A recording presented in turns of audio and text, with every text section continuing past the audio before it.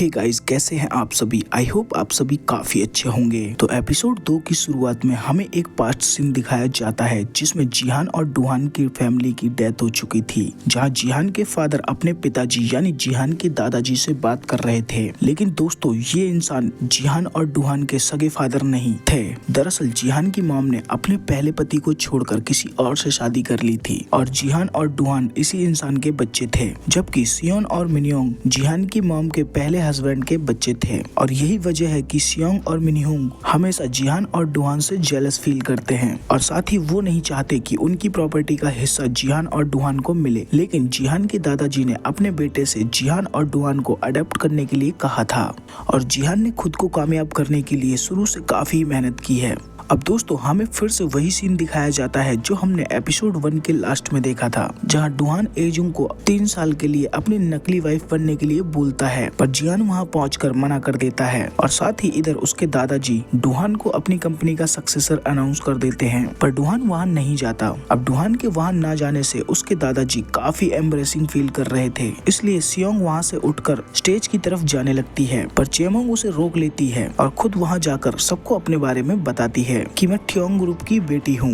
अब इधर मिनयोंग अपनी बहन सियोंग को बताता है कि डूहान जिस लड़की को डेट कर रहा है वो लड़की भी इस पार्टी में आई हुई है। और इधर दोस्तों, एजुंग को भी कुछ खास समझ नहीं आ रहा था कि आखिर ये सब चल क्या रहा है, इसलिए वो डूहान से कहती है कि ये सब क्या है, जिस पर डूहान कहता है कि ये लो मेरी गाड़ी की चाबी, तुम वहाँ बैठो, मैं अभी आता हूँ। अब एजुंग कार की चाबी लेकर नीचे पार्किंग लॉट में डूहान की गाड़ी ढूंढने लगती है कि तभी वहाँ कुछ लोग आते हैं और एजुंग से कहते हैं कि चलो हमारे साथ, मिनयोंग तुमसे मिलना चाहता है। जिस पर एजुंग कहती है कि अब ये मिनयोंग कौन है और मैं ऐसे किसी स्ट्रेंजर्स के साथ नहीं जाती। लेकिन इसी बीच दोस्तों, जिहान वहाँ अपने फेस को ढक कर आता है और एजुंग को वहाँ से ले जाता है। इसके बाद हम एजुंग को देखते हैं जो कि सोकर उठी थी। अब वो सोचती है कि आखिर ये सब चल क्या रहा है, जो कुछ मेरे साथ हुआ था वो क्या सिर्फ एक सपना था। लेकिन जब वो नीचे आकर देखती है तो जिहान वहाँ बैठा था। अब एजुंग उसे कहती है कि ये सब क्या है, तो जिहान कहता है ये मेरा घर है और मैंने तुम्हारी उन लोगों से जान बचाई, तो तुम्हें मुझे थैंक्स बोलना चाहिए। तो एजुंग कहती है तुम ये सब छोड़ो और ये बताओ कि चल क्या रहा है। तो जिहान कहता है क्या तुम्हें सच में कुछ याद नहीं। जिसके बाद दोस्तों, हमें एक फ्लैशबैक दिखाया जाता है जिसमें जिहान एजुंग को अपने साथ ले जाता है और वहाँ वो उससे अपने डॉक्यूमेंट्स मांगता है, तो एजुंग उसे डॉक्यूमेंट्स दे देती है।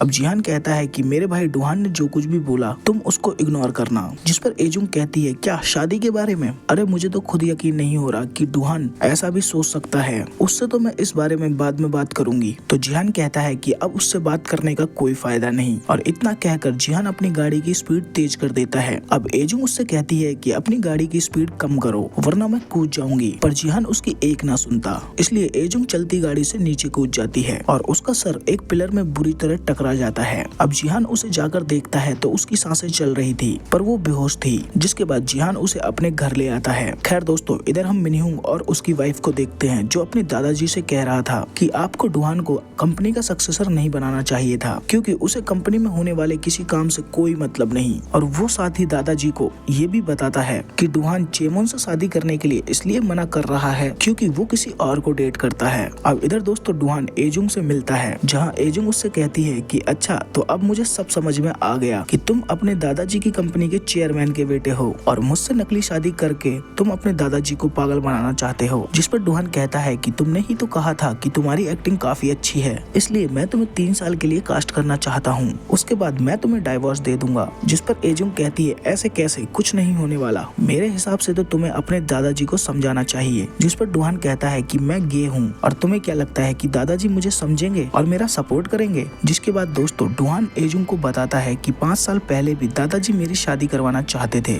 जो कि दोस्तों हमें फ्लैशबैक में दिखाया भी जाता है, जहाँ डूहान के साथ चेमोन और उसके दादाजी भी थे। लेकिन तभी डूहान के पास उसके बॉयफ्रेंड डेहुन का कॉल आता है। जिसके बाद डूहान डेहुन के घर जाकर देखता है तो वहाँ काफी तोड़फोड़ हुई थी और डेहुन को भी काफी चोट लगी हुई थी। जिसके बाद हम प्रेजेंट टाइम में आते हैं जहाँ डूहान एजुंग से कहता है कि मुझे उस टाइम ऐसा लग रहा था कि सब कुछ छोड़कर कहीं भाग जाना चाहिए, लेकिन अब एक बार फिर से मुझे दादाजी ने कंपनी और शादी के बीच में फंसा दिया है, जिसके लिए मुझे तुम्हारी हेल्प चाहिए। जिस पर एजुंग कहती है कि तुम्हें क्या लगता है कि ये सब कुछ इतना आसान है और कहीं तुम्हारे दादाजी को पता चल गया हमारी नकली शादी के बारे में। और वैसे भी यार मेरी भी तो लाइफ है, मेरा भी करियर है, इसलिए सॉरी मैं ऐसा बिल्कुल भी नहीं कर सकती। जिसके बाद दोस्तों सीन शिफ्ट होता है और हम देखते हैं शियोंग अपने दादाजी की कंपनी के बारे में कुछ लोगों से बात कर रही होती है, जहाँ वो बोलती है कि मुझे डूहान से कोई मतलब नहीं, पर मुझे डर इस बात का है कि कहीं प्रोजेक्ट मेरे भाई मिनहुंग को न दे दिया जाए। और अब दोस्तों हम जिहान को देखते हैं जो कि अपनी कंपनी के एम्प्लॉय से बात कर रहा होता है कि मैंने दादाजी की कंपनी में कितनी मेहनत की, पर मेरे भाई डूहान के एक गलत डिसीजन की वजह से मेरी सारी मेहनत पर पानी फिर जाएगा, पर मैं ऐसा बिल्कुल नहीं होने दूंगा, मैं आखिर करूं भी क्या। जिस पर उसका एम्प्लॉय कहता है कि सारी प्रॉब्लम उस लड़की एजुंग की वजह से है, तो तुम्हें नहीं लगता कि तुम्हें उस प्रॉब्लम को ही खत्म कर देना चाहिए। जिसके बाद दोस्तों हम एजुंग की फैमिली को देखते हैं जहाँ सब लोग खाना खा रहे होते हैं। तो एजुंग कहती है कि आज सभी लोग इतना शांत कैसे हैं। जिस पर उसकी मॉम कहती है कि तुम्हारे पापा ने जो स्टॉक खरीदे थे उनका रेट गिर चुका है। तभी उसके फादर चिल्लाते हुए कहते हैं कि मैं तो उन स्टॉक्स को खरीदना भी नहीं चाहता था, पर इसकी वजह से खरीदने पड़े। अब ये बात सुनकर एजुंग की बड़ी बहन कहती है कि तुम बेवजह मेरे हस्बैंड पर क्यों भड़क रहे हो, इसको थोड़ी पता था कि उन स्टॉक्स के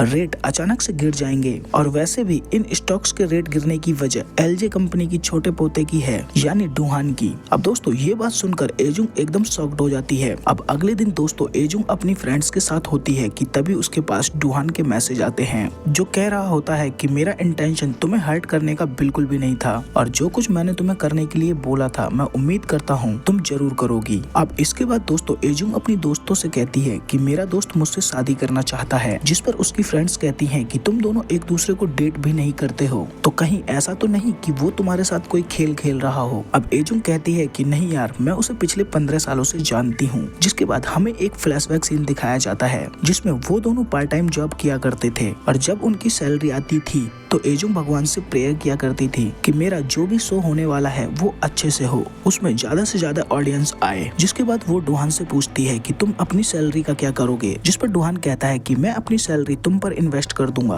अब इसके बाद दोस्तों हम देखते हैं कि डूहान और एजुंग एक जगह पर बैठे हुए थे जहाँ एजुंग ड्रिंक कर रही थी और काफी सैड थी क्योंकि उसका शो फ्लॉप हो गया था, और वो डूहान से कहती है कि मेरी वजह से तुम्हारे पैसे भी डूब गए। जिस पर डूहान कहता है कि अरे कोई बात नहीं, तुम जब फेमस हो जाओगी तो मेरे पैसे लौटा देना। जिसके बाद सीन फिर से प्रेजेंट टाइम में शिफ्ट होता है जहां एजुंग अपनी दोस्तों से कह रही होती है कि वो मेरे साथ कोई खेल नहीं खेल सकता क्योंकि वो पहले से ही बहुत रिच है, और साथ ही उसके दादाजी बहुत बड़ी कंपनी के चेयरमैन हैं। जिसके बाद वो अपनी फ्रेंड्स से कहती है कि चलो मैं चलती हूँ, मेरी पार्ट टाइम जॉब का टाइम हो गया। जिसके बाद दोस्तों हम जिहान को देखते हैं जो कि एक बच्चों के कार्टून का शो देखने आया था, जहाँ वो काफी देर से एक मंकी को ही देखे जा रहा था और कहता है कि मैं तुम्हें इतनी आसानी से नहीं जाने दूंगा। दरअसल दोस्तों वो मंकी कोई और नहीं एजुंग ही होती है। अब उस शो के खत्म होने के बाद दोनों मिलते हैं जहाँ जिहान उससे कहता है कि पहले भी तुम एक बार घोड़े से गिरी थी और अब यहाँ मंकी बनी घूम रही हो। जिस पर एजुंग कहती है कि मुझे पार्ट टाइम जॉब्स तो करनी ही पड़ेगी ना, क्योंकि मुझे अभी पैसों की जरूरत है। अब दोस्तों जिहान उसे कुछ पैसे देता है लेकिन एजुंग उन पैसों को लेने से मना कर देती है। जिस पर जिहान कहता है कि ये मेरे मेहनत की कमाई के पैसे हैं, कोई स्कैम किए हुए पैसे नहीं, तो तुम इन्हें ले सकती हो और इन्हें अच्छे से इस्तेमाल करना। अब एजुंग उन पैसों को रख लेती है और कहती है कि तुम और तुम्हारा भाई डूहान दोनों कितने डिफरेंट हैं, क्योंकि तुम्हारा भाई डूहान मुझे नकली शादी करने के लिए बोल रहा है और तुम मना कर रहे हो, पर तुम्हें क्या लगता है मुझे किसकी बात सुननी चाहिए। जिस पर जिहान कहता है कि तुम्हें मेरी बात माननी चाहिए और गलती से भी डूहान से शादी मत कर लेना। इधर दोस्तों हम जिहान के उस एम्प्लॉय को देखते हैं जो कि एक शॉप पर आया हुआ होता है जहाँ एजुंग की एक दोस्त जॉब करती है, और वो एजुंग की दोस्त से एजुंग के बारे में कुछ जानकारी लेने आया था, पर उसे कुछ पता नहीं चलता। इसके बाद वो एम्प्लॉय अपनी गाड़ी में आता है जहाँ ह्यून का सेक्रेटरी होता है। अब वो एम्प्लॉय से कहता है कि आखिर ये सब चल क्या रहा है और जिहान क्यों अपने भाई डूहान को ही आखिर उस कंपनी का चेयरमैन बनाना चाहता है, जबकि वो खुद भी तो बन सकता है। जिस पर वो बताता है कि जिहान ऐसा इसलिए कर रहा है क्योंकि उसे लगता है कि उसके मॉम डैड का मौत के जिम्मेदार वो खुद है, इसलिए वो इस पोजीशन को डिजर्व नहीं करता। खैर दोस्तों इधर हम जिहान को देखते हैं जो कि अपनी कंपनी के बाहर खड़ा होकर एक गाड़ी को देख रहा था, जिसे देखकर उसे अपने पेरेंट्स की कार एक्सीडेंट की याद आ जाती है। और हम देखते हैं कि जब वो छोटा था तो उसके पेरेंट्स की कार में एक जोरदार ब्लास्ट होता है और वो दूर खड़ा होकर अपनी मॉम डैड को मरते हुए देख रहा था। इसके बाद दोस्तों जिहान अपने डॉग के साथ बैठा हुआ होता है कि तभी उसके पास एजुंग की कॉल आती है और वो उसे मिलने के लिए बुलाती है। जिसके बाद वो दोनों मिलते हैं, जहाँ एजुंग ड्रिंक करते हुए जिहान को उसके दिए हुए पैसे लौटा देती है, जिस पर जिहान कहता है कि मैंने कब कहा था कि ये पैसे मुझे वापस चाहिए। एजुंग कहती है कि नहीं, मैं तुम्हारे पैसे नहीं खर्च कर सकती, जिसके बाद वो जिहान को ड्रिंक ऑफर करती है, जिस पर जिहान कहता है कि मैं स्ट्रेंजर्स के साथ नहीं पीता। अब ये सुनकर एजुंग कहती है तो ठीक है, मैं डुहान को कॉल कर लेती हूँ। तो जिहान तुरंत मान जाता है। अब एजुंग कहती है कि ये बताओ, तुम्हें वैसे अपने भाई डुहान के बिजनेस में इतना इंटरेस्ट क्यों है? तो जिहान कहता है क्यों ना हो, आखिर भाई है वो मेरा और मैं उसे बस खुश देखना चाहता हूँ। जिस पर एजुंग कहती है कि तुम्हें नहीं लगता कि तुम अपना सब कुछ डुहान को दे रहे हो? अब एजुंग उसकी तरफ ड्रिंक पास करती है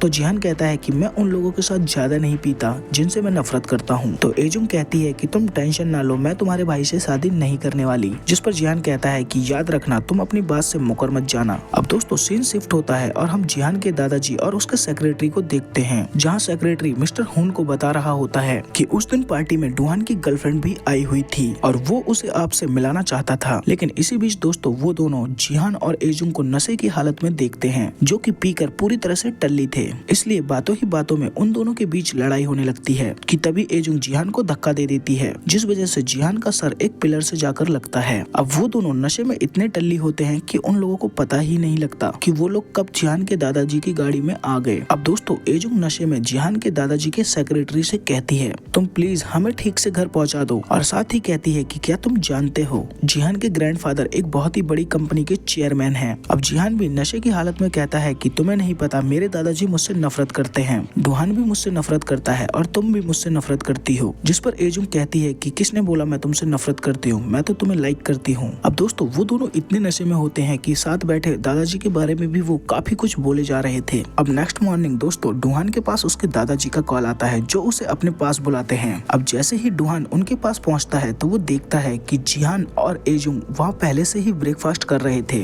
डुहान एजुंग से कहता है कि तुम यहाँ क्या कर रही हो? जिस पर एजुंग कहती है कि ये तो मुझे भी नहीं पता, जब मेरी आँख खुली तो मैं यहाँ थी। खैर दोस्तों अब वो साथ में सब बातें करते हैं, जहाँ उनके दादाजी डुहान से कहते हैं कि अगर मैं तुम्हें एजुंग के साथ शादी करने से मना कर दूं तो क्या तुम अपनी मॉम की तरह गिव अप कर दोगे? जिस पर डुहान हाँ कहता है। अब ये सुनकर जिहान एजुंग को धक्का देता है ताकि वो दादाजी से बोल सके कि वो डुहान से ब्रेकअप कर रही है। जिस पर डुहान के दादाजी कहते हैं कि क्या तुम्हारा रिश्ता इतना कमजोर था? जिस पर एजुंग कहती है नहीं, ऐसा बिल्कुल नहीं है, पर मैं नहीं चाहती कि डुहान मेरी वजह से सब कुछ गिव अप कर दे। जिसके बाद दोस्तों एजुंग और डुहान वहाँ से बाहर आते हैं, जहाँ डुहान एजुंग से चिल्लाते हुए कहता है कि आखिर तुमने ऐसा क्यों किया? जिस पर एजुंग कहती है कि मैंने ऐसा सिर्फ इसलिए किया ताकि तुम अपनी प्रॉब्लम से भागो ना, बल्कि उनको फेस करो। जिस पर डुहान कहता है कि तुम तो मेरी फ्रेंड हो और तुम भी मुझे नहीं समझ पाई, गलती मेरी ही है क्योंकि मैंने हमारी फ्रेंडशिप को ज्यादा इंपॉर्टेंस दे दी। इतना बोलकर वो वहाँ से चला जाता है। इधर दोस्तों जिहान चेमोन के साथ होता है, जहाँ चेमोन उससे कहती है कि शादी करना इतना आसान नहीं होता। जिस पर जिहान कहता है कि तुमने तो शादी की है ना, तुमने क्या सोचकर शादी की थी? तो चेमोन कहती है वैसे तो बात काफी पुरानी हो गई है, पर मैं उसकी बातों में आ गई थी। उसने पहले मुझे काफी केयर दिखाई थी और सच कहूँ तो वो बिल्कुल मेरे टाइप का ही था। तो जिहान कहता है कि अच्छा तो मेरे जैसा। जिसके बाद जिहान कहता है कि मैं जल्द ही तुम्हारी शादी मेरे भाई से करा दूंगा। इधर दोस्तों एजुंग काफी खुश थी क्योंकि उसे फाइनली एक मेन लीड का रोल मिल गया था, इसलिए वो अपनी फ्रेंड्स के साथ पार्टी कर रही थी। अब अगले दिन दोस्तों एजुंग अपनी शूटिंग लोकेशन पर पहुंच जाती है और अपने डायरेक्टर से कहती है कि मैं अपना 100% देने के लिए तैयार हूँ। लेकिन तभी दोस्तों वहाँ जिहान पहुँच जाता है तो एजुंग कहती है क्या बात है, तुम मुझे देखने यहाँ आए हो ना? जिस पर जिहान कहता है कि तुम पागल हो, ये हमारी कंपनी का ही स्टोर है, इसलिए मैं तो अपने काम के लिए आया हूँ। अब एजुंग जिहान के बेहद ही करीब आकर कहती है तुम मुझे ये बताओ कि मेरा मेकअप कैसा लग रहा है? जिस पर जिहान कहता है कि तुम ये क्या कर रही हो? अब एजुंग उससे मजे लेते हुए कहती है कि क्या हुआ, हो गए ना मेरे दीवाने, अब तुम देखना कि मैं कैसे सबको अपना दीवाना बना दूंगी। इसके बाद दोस्तों एजुंग अपने रेस्ट रूम की तरफ जाती है तो वो देखती है कि रेस्ट रूम में उसके डायरेक्टर बात कर रहे थे कि ये रोल एजुंग को सिफारिश के चलते मिला है, वरना वो इस रोल को डिजर्व नहीं करती थी। तभी एजुंग वहाँ जाकर कहती है कि क्या ये रोल मुझे किसी कनेक्शन की वजह से मिला है? खैर इसके बाद वो अपनी शूटिंग करती है, लेकिन वो शूटिंग के बीच में ही रुक कर रोने लगती है, इसलिए वो शूटिंग ना करके वहाँ से चली जाती है। अब वो इस बात से इतनी दुखी थी कि वहाँ से पैदल पैदल ही जा रही थी कि तभी वहाँ जिहान अपनी गाड़ी लेकर आता है और उसे अपनी गाड़ी में बैठने के लिए बोलता है, लेकिन वो नहीं आती।